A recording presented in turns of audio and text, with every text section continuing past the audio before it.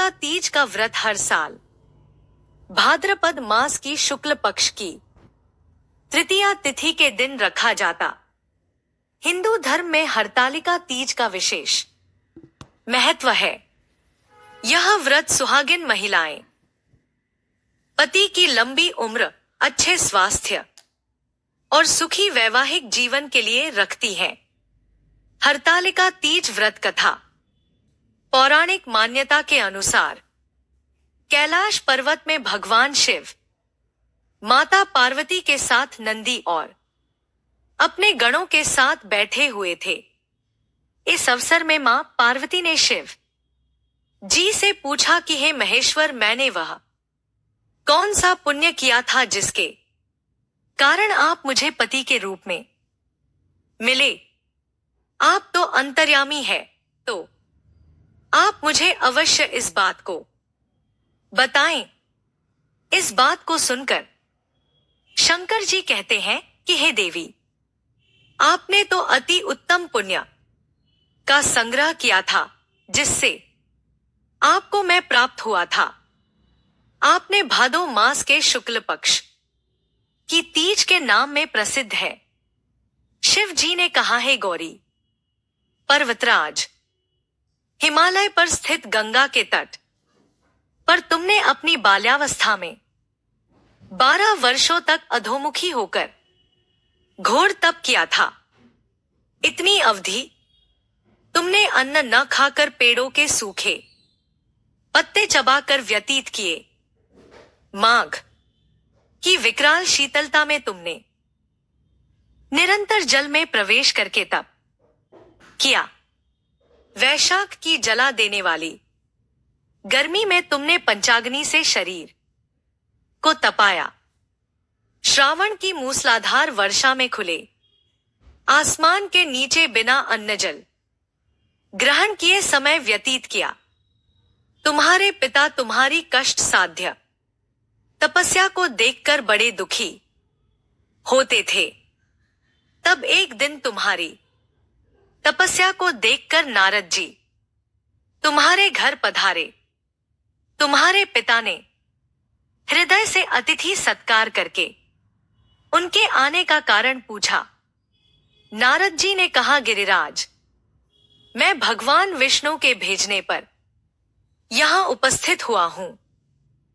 आपकी कन्या ने बड़ा कठोर तप किया है। इससे प्रसन्न होकर वे आपकी सुपुत्री से विवाह करना चाहते हैं। इस संदर्भ में आपकी राय जानना चाहता हूं। नारद जी की बात सुनकर गिरिराज गदगद हो उठे। उनके तो जैसे सारे क्लेश ही दूर हो गए। प्रसन्न होकर वे बोले, श्रीमान, यदि स्वयं विष्णु मेरी कन्या का वरण करना चाहते हैं तो भला मुझे क्या आपत्ति हो सकती है। वे तो साक्षात ब्रह्मा है। हे महर्षि, यह तो हर पिता की इच्छा होती है कि उसकी पुत्री सुख संपदा से युक्त पति के घर की लक्ष्मी बने। पिता की सार्थकता इसी में है कि पति के घर जाकर उसकी पुत्री पिता के घर से अधिक सुखी रहे। तुम्हारे पिता की स्वीकृति पाकर नारद जी विष्णु के पास गए और उनसे तुम्हारे ब्याह के निश्चित होने का समाचार सुनाया। मगर इस विवाह संबंध की बात जब तुम्हारे कान में पड़ी तो तुम्हारे दुख का ठिकाना न रहा। तुम्हारी एक सखी ने तुम्हारी इस मानसिक दशा को समझ लिया और उसने तुमसे उस विक्षिप्तता का कारण जानना चाहा।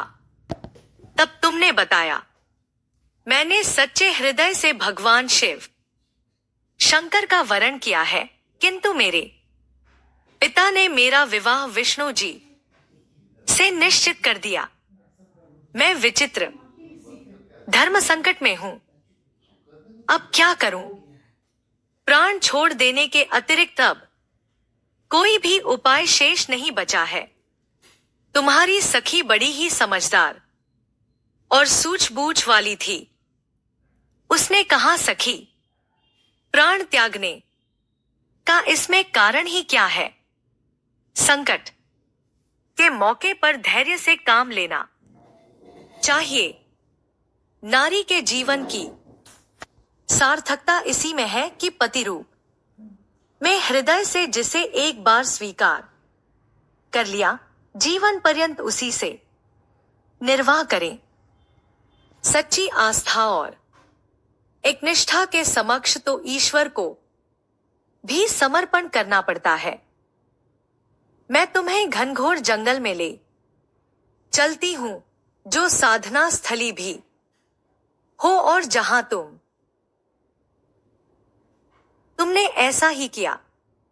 तुम्हारे पिता तुम्हें घर पर ना पाकर बड़े दुखी तथा चिंतित हुए। वे सोचने लगे कि तुम जाने कहां चली गई। मैं विष्णु जी से उसका विवाह करने का प्रण कर चुका हूं। यदि भगवान विष्णु बारात लेकर आ गए और कन्या घर पर न हुई तो बड़ा अपमान होगा।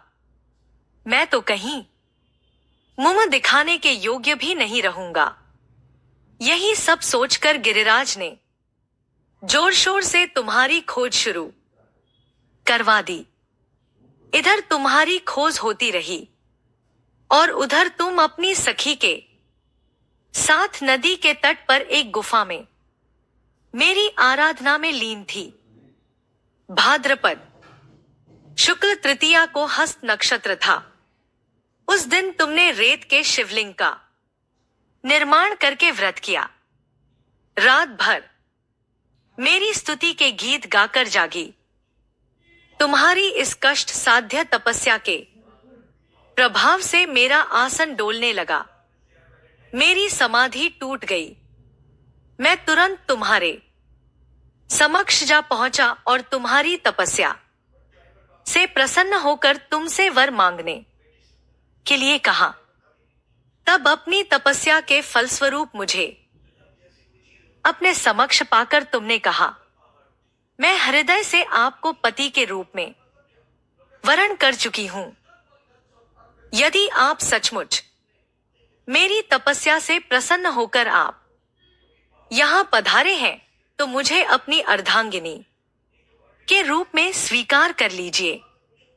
तब मैं तथास्तु कहकर कैलाश पर्वत पर लौट आया। प्रातः होते ही तुमने पूजा की समस्त सामग्री को नदी में प्रवाहित करके अपनी सहेली सहित व्रत का पारणा किया। उसी समय अपने मित्र बंधु व दरबारियों सहित गिरिराज तुम्हें खोजते खोजते वहां आप पहुंचे और तुम्हारी इस कष्ट साध्य तपस्या का कारण तथा उद्देश्य पूछा। उस समय तुम्हारी दशा को देखकर गिरिराज अत्यधिक दुखी हुए और पीड़ा के कारण उनकी आंखों में आंसू उमड़ आए थे। तुमने उनके आंसू पोंछते हुए विनम्र स्वर में कहा, पिताजी, मैंने अपने जीवन का अधिकांश समय कठोर तपस्या में बिताया है। मेरी इस तपस्या का उद्देश्य केवल यही था कि मैं महादेव को पति के रूप में पाना चाहती थी। आज मैं अपनी तपस्या की कसौटी पर खरी उतर चुकी हूं।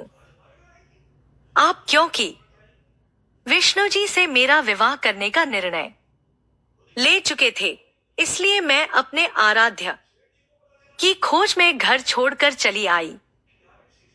अब मैं आपके साथ इसी शर्त पर घर जाऊंगी कि आप मेरा विवाह विष्णु जी से न करके महादेव जी से करेंगे।